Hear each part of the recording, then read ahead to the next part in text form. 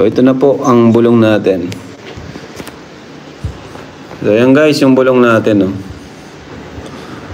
Oh, di ba? Si Eds. Nawala.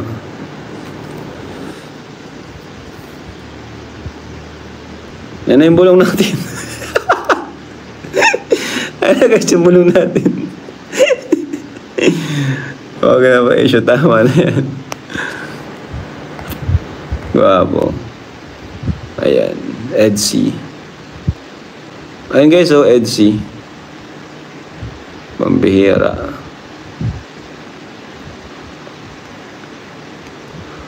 Ayan guys, Edsy, no? Kita nyo? Edsy. Tapos yan, no? Picture. Kita nyo yan guys?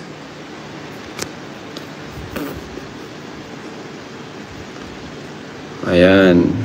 Oh.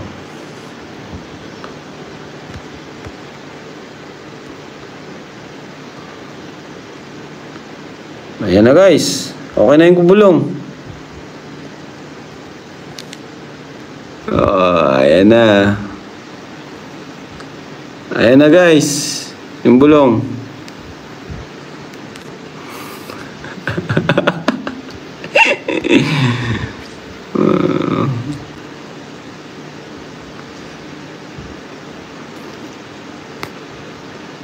Uy! Uy, grabe guys! Yung bulong, tingnan nyo guys. Guys, tignan nyo yung baba. Ah.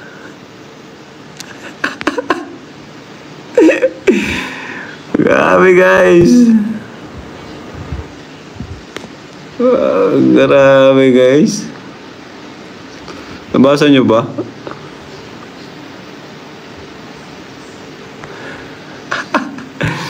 Nabasa nyo ba guys?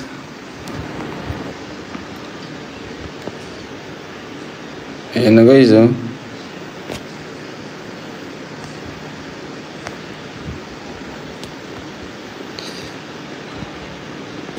Ay, bahala na kayo guys kung di nyo mabasa yan, oh. Ayan, oh. Oh, bulong yan.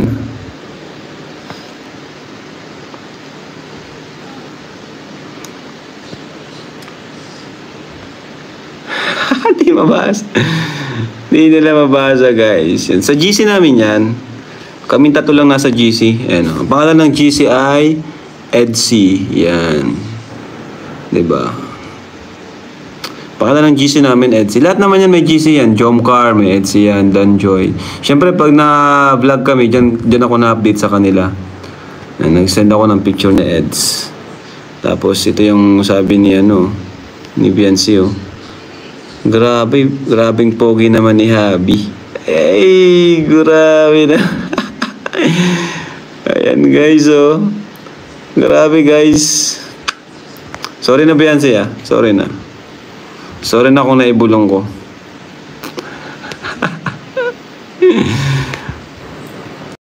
Guys, dito naman tayo sa Edsy, no? Sa bulong ni Kalinga Prab dito kay sa Edsy, I mean, mga Kalingap, at talaga naman pati si Kalinga Prab ay kinilig. Ayun nga guys, no, at napanood nyo naman yung clip video na nakuha ko po dito sa live ni Kalinga Prab. Talaga namang ang mga fans ng Edsy at ang mga Kalingap supporters ay kinilig dito sa sinabi ni Biancy, no, pabulong ni Kalinga Prab. At ayun nga, nagsorry naman si Kalinga Prab kung bakit nasabi niya ito sa live, ibinulong na agad ni Kalinga Prab. Grabe, nagpakatotoo na si Biancy, mga Kalingap, na talaga naman napakapogi ng kanyang hobby.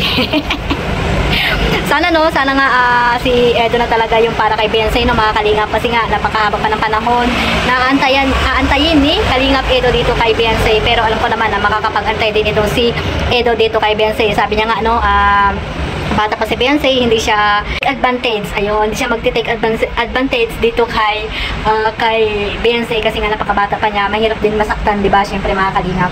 At alam naman natin na totoo na itong nangyayari dito sa Edsy, no? Kay Biancy, na talagang may pagtingin din siya dito kay Edo, na di ba nga sabi niya ay crush niya noon pa si Kalingap Edo. At ayan, kinilig dyan si Kalingap Edo sa nalaman niya. At ayan nga, di ba? May bulong na naman sila at may bulong na naman si Kalingap Prab at nalaman ng buong Kalingap na ganyan na pala talaga ang pagtingin, ayan, ni Beyonce dito kay Happy, kay Edo, mga kalingap. At ayan, no, supportahan lang din natin itong tambalang EDSA, mga kalingap, no? Huwag po tayo maging toxic, mga kalingap, yung mga supporters po ng EDSA dyan, no? Yung iba ay gumagamit lang din ng EDSA para pumampas kung kaninong mga love team. Ayan, sana po magsuportahan na lang tayo, mga kalingap. At kung may galit man kayo, kung may galit kayo sa isang tao, isang beses lang po, tama na po yun.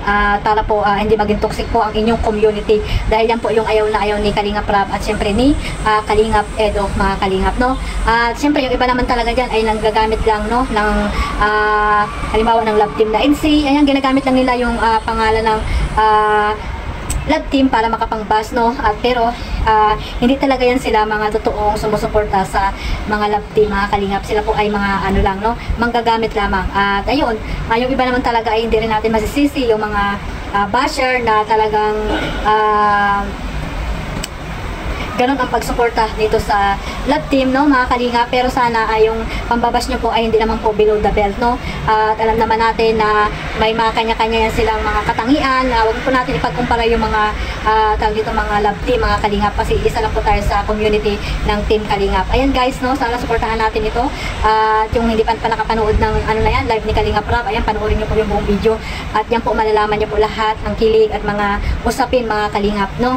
At ayan, hindi po nakaligtas si Beyonce, no, sa kanyang sinabi kay Edo. At ayun, puging-pugi talaga siya nung pumunta ito ng ano ng Manila. At ayan, nakita din natin dyan at nagkaroon siguro dyan sila ng pagkikita kasi may pasalubong dyan si Kalingap Edo. At doon nga, no, diba, si Kalingap Edo ay talagang bantay na bantay ni Kuya Bal. Ito si Kalingap Edo. At abangan natin yung mga banig dyan.